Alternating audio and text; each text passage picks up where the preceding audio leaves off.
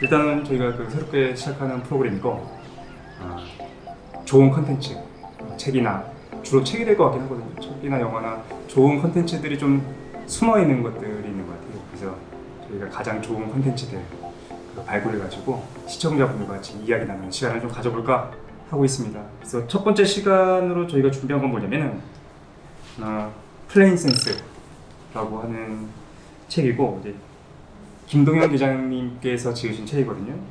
정말 너무 재밌었어요. 읽으면서 사실은 되게 감탄했거든요. 그런데 기회가 닿아가지고 우리 저자이신 김동현 기자님께서 저희가 아직 쪼렉인데 유튜브 출연해 주신다고 그래가지고 저희 보신 다음에 이 책에 대해서 같이 얘기해보는 시간을 좀 가져볼까 합니다. 반갑습니다. 불러주셔서 감사합니다. 와주셔서 감사합니다. 그래서 오늘 프로그램 어떻게 진행할 거냐면, 첫 번째 1부에서는 우선은 책 중심으로 좀 얘기를 하려고요. 책이 너무 재밌으니까 책이 어떤 내용인지 좀 보고, 2부에서는 우리 김동현 기자님과 관련된 어떤 저자분이고 뭘 먹고 어떻게 이렇게 올곧게 성장하셨는지를 좀 탐구해보는 시간을 가질 겁니다. 그래서 간단하게, 진짜 간단하게 좀 말씀을 드리면, 우선은 현재 대한항공 수석 기장님이십니다. 그래서 그냥 기장님하고 수석 기장님이 좀 다른 건가요? 수석 기장은 기장이 되고 나서 일정한 연차가 차고 나면 이제 수석 기장이라고 이제 명예 호칭 같은 것이죠. 네. 그래서 회사에서 부여를 합니다. 100명 중에 1명 정도 뭐 그렇지는 않고요. 그래요?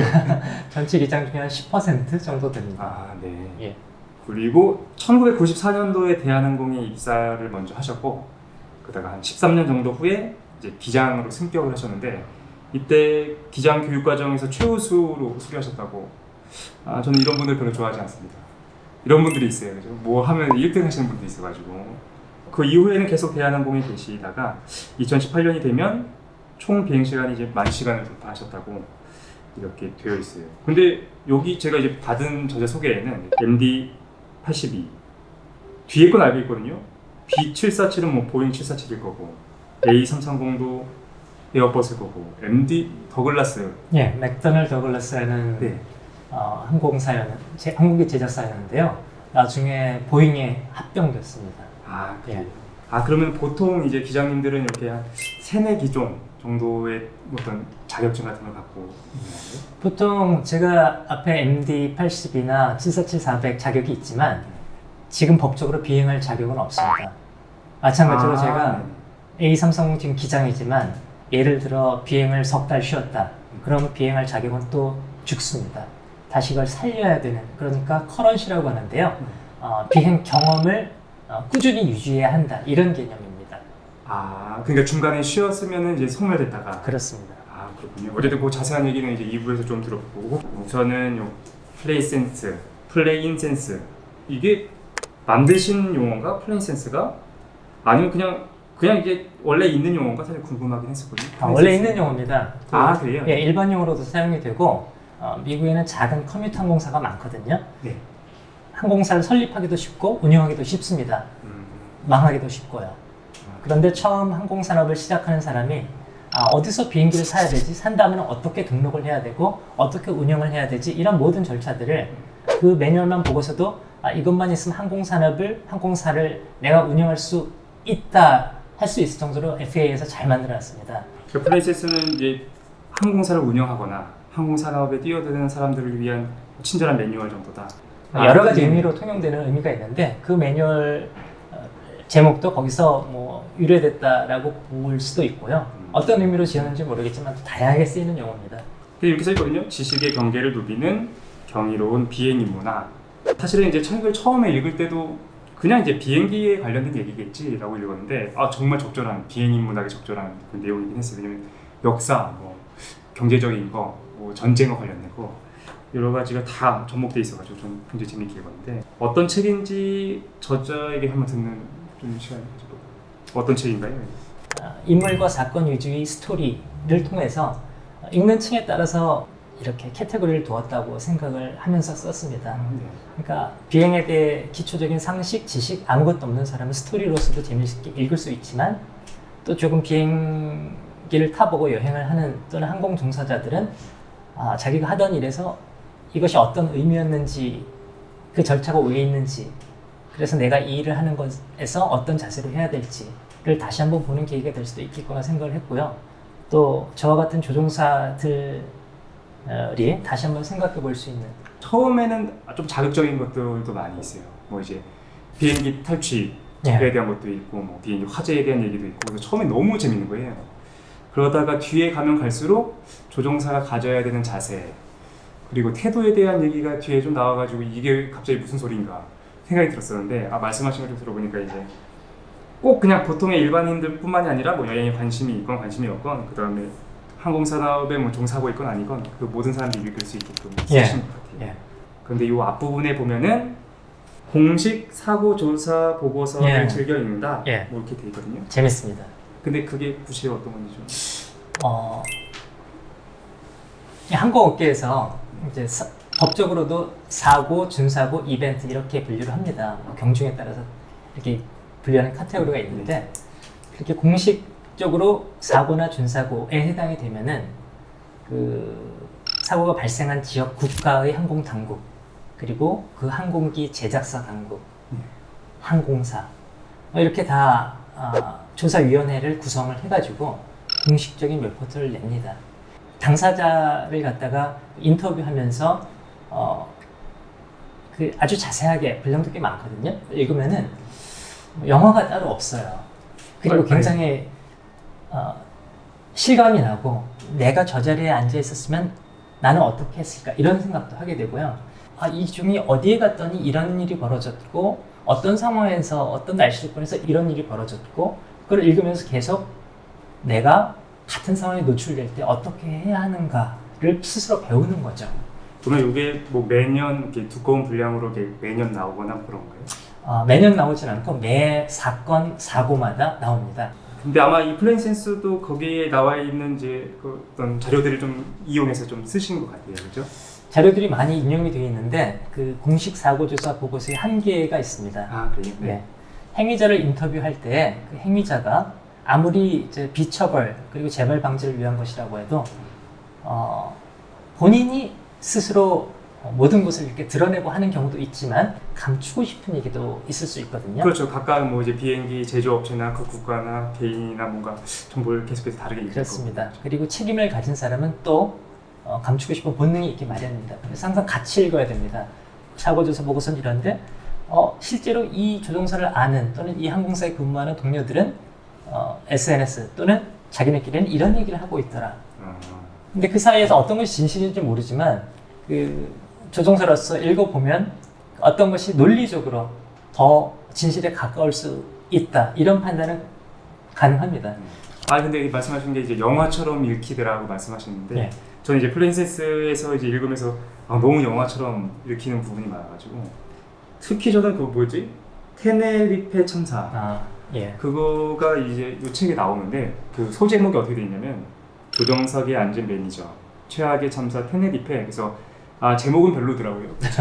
이거 뭐 별로 재미없나 보다 하고서 읽었는데 손에 땀을 쥐면서 읽었어요. 정말.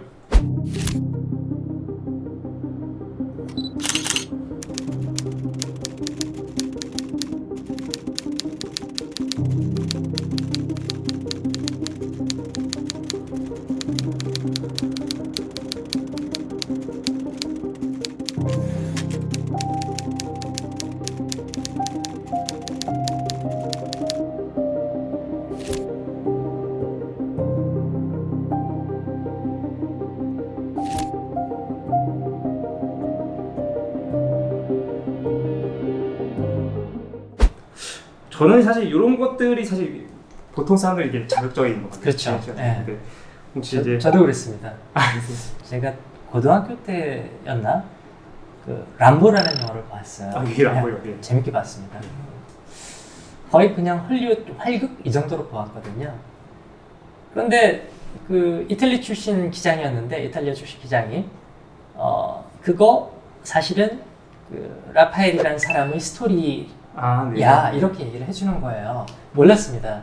이게 어디 나오냐면은 맨 앞부분에 하이제킹과 관련된 얘기 지금 1화 앞부분에 이제 나오는 내용이거든요. 그래서 먼저 하이제킹이 뭔지를 간단하게 좀 알아야 될 것 같고, 두 번째로는 이 라파엘이라는 이름이 라파엘. 잘생겼어요. 네. 근데 요 사람 얘기를 좀 구체적으로 좀 들으면 재밌을 것 같아요. 하이제킹은 우선 뭔가요? 하이제킹? 비행기는 처음에 출발하기 전에 어디에서 언제 출발해서 언제 어디에 도착한다라는 비행 계획서를 가지고 출발합니다. 외부의 압력 또는 강제력으로 계획하지 않은 비행 경로로 이탈하는 것, 그것이 하이제킹의 정의입니다. 아, 네. 이 비행기를 단순히 납치해서 어떤 행위를 한다 가기 전에 계획된 경로를 기장이 의도하지 않게 강제력에 의해서 벗어날 때 하이제킹이 시작됩니다. 뭔가 굉장히 어렵게 말씀하셨는데 그러니까 비행기 납치를 말씀하신 거죠. 맞습니다. 비행기 납치한다고. 그렇죠. 책에서는 요거 하이제킹의 어원의 뜻도 이렇게 설명해 주시더라고요. 그러니까 이제 서부에서 이제 열차를 탈취할 때 마차를 탈취할 때 강도들이 와가지고 하이잭 멈춰 이렇게 해서 하이제킹이 됐다. 요거를 이렇게 써주셔가지고 근데 그 중에서 이제 앞부분에 나왔었던 게 그 라파엘입니다. 라파엘에 대한 내용. 그건 대략적으로 어떤 내용? 그 라파엘이 이탈리아에서 이제 미국으로 이민 1세대였어요. 미국에서 초등학교 때부터 이제 자랐는데 시골에서 자랐습니다. 자라서 고등학교를 졸업하고 이제 대학은 가지 못했습니다. 그런데 이제 예나 지금이나 미국 사회에서 가장 건실한 미국인으로 인정받는 게 군대에 들어간 겁니다. 해병대 들어갔습니다. 해병대 들어갔는데 마침 그 베트남 전쟁이 발발했어요. 베트남 전쟁 파병됐습니다. 이탈리아인들이 우리나라 사람들하고 좀 비슷한 부분이 실제로 있습니다. 뭐 외모도 그렇고 신체 조건도 비슷하지만 첫째 굉장히 가족적이고 네. 자기 편이라고 해야 될까? 자기 주변에 대해서 굉장히 잘 챙깁니다. 전쟁 중에 동료들로부터 굉장히 희망을 많이 받았다고 해요. 네. 전투력을 인정받았다기보다 오밀살이지 않고 동료들을 위해서 헌신하는 그런 모습이었나 봅니다. 그렇게 해서 가슴에 이제 퍼플 하트 훈장까지 달고 돌아왔는데 봉급을 정산하는데 월급이 비는 거예요. 화가 나잖아요. 그래서 이제 본부에다가 내 월급이 이렇게 비었다라고 보고를 했습니다. 그런데 본부에서 이걸 적극적으로 조사하지 않았어요. 그리고 그만해줬으면 좋겠다 뭐 이런 시그널을 보낸 거죠. 혼자 며칠 술 먹고 방탕하다가 사무실을 밤에 들어간 거예요. 자기가 그 당시 돈으로 200 몇 달러였다고 하는데 누락된 월급이 그 금액에 해당하는 물건만큼을 딱 집어넣습니다. 시계, 네. 라디오, 이건 얼마짜리? 그래서 200달러. 그러고 나왔는데 뭐 발각되지 않으리라고는 생각하지 않았을 거예요. 발각됐습니다. 근데 발각이 되면 이게 좀 더 이슈화돼서 본인도 잘못한 것에 대해서 응분의 처벌을 받을 수 있지만 왜 이렇게 하게 되었는가가 이슈화 될 수 있지 않습니까? 네, 그렇죠. 라파엘이 누렸던 그거였죠. 그랬는데 월급 누락 사건은 묻혀지고 본인만 군법회의에 회부가 됐습니다. 군법회의가 열리는 날 아침에 나왔어요, 부대를.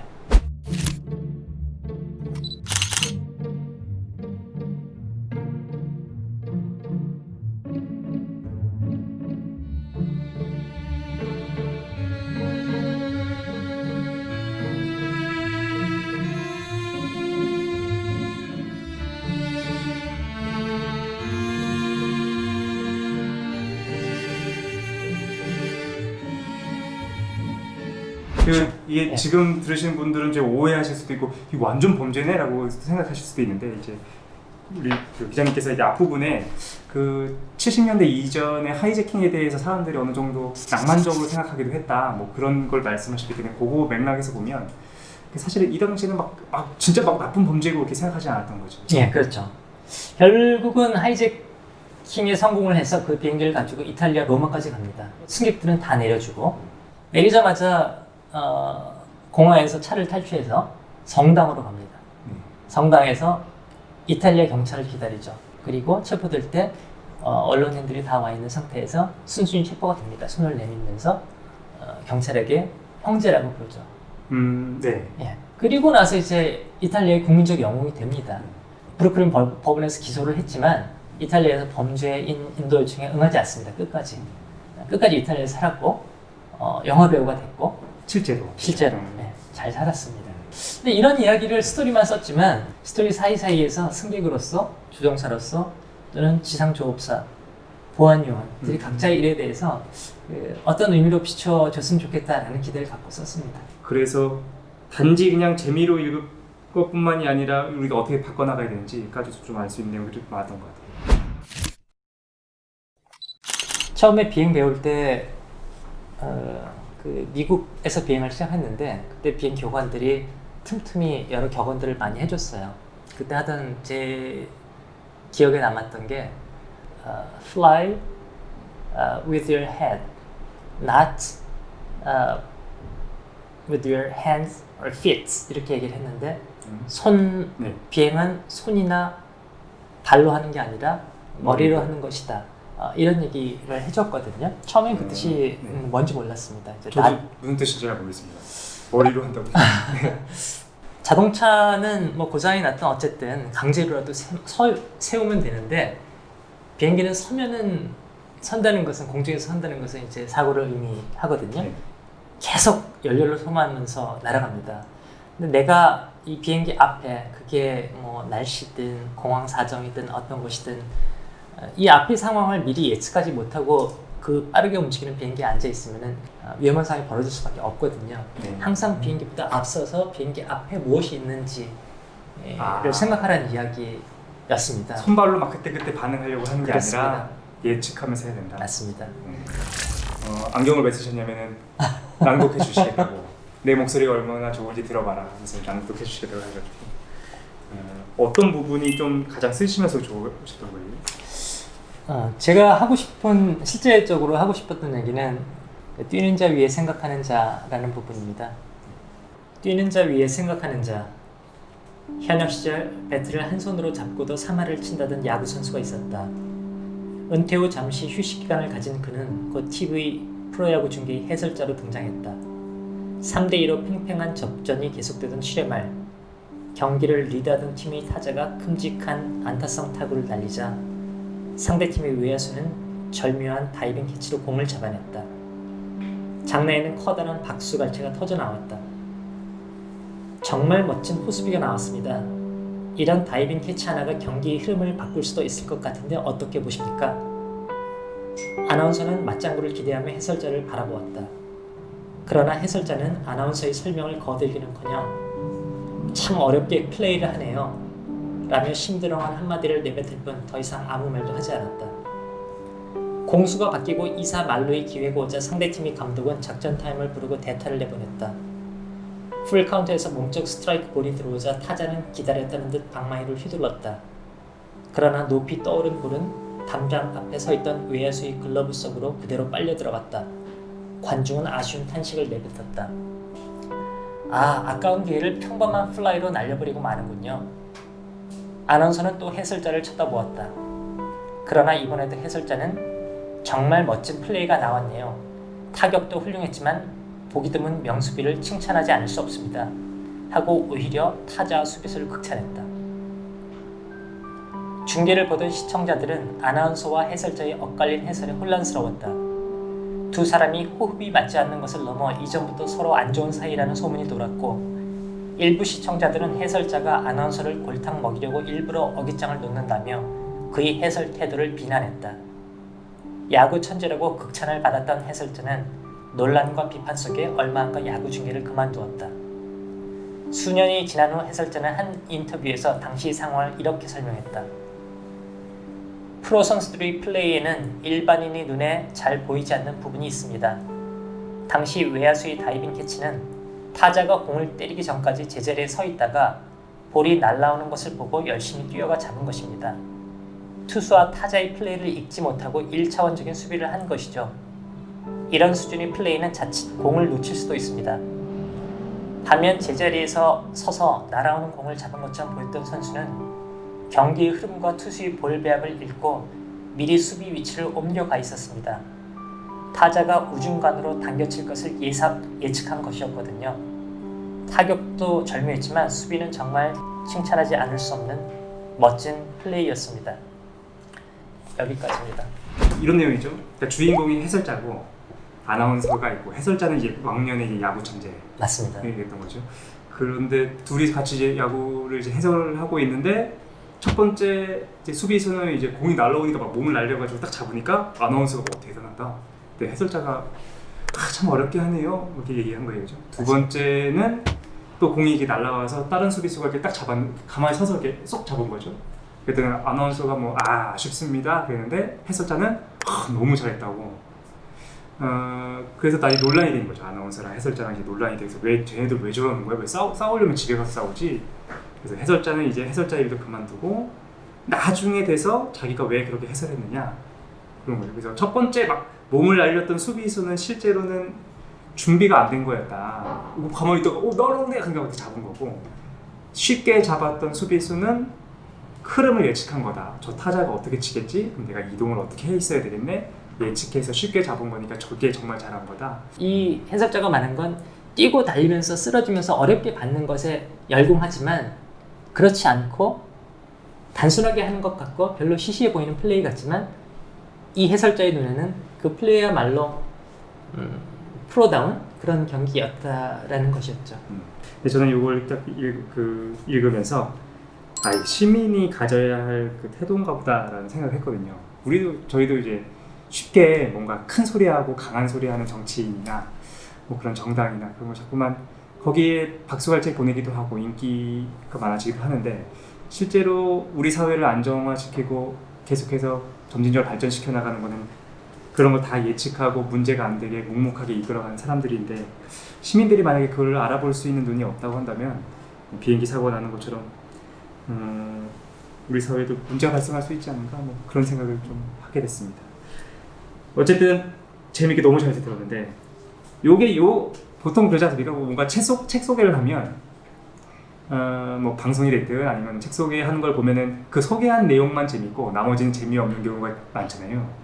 그런데 저를 믿고 좀 보셔도 될 것 같아요. 오늘 저희가 나눴던 내용이 이 책의 재미있는 거에서 진짜 10분의 1도 안 됩니다. 너무 작은 부분이고 너무 재미있는 부분이 많이 있으니까 같이 한번 좀 보시는 거를 한번 추천드릴게요.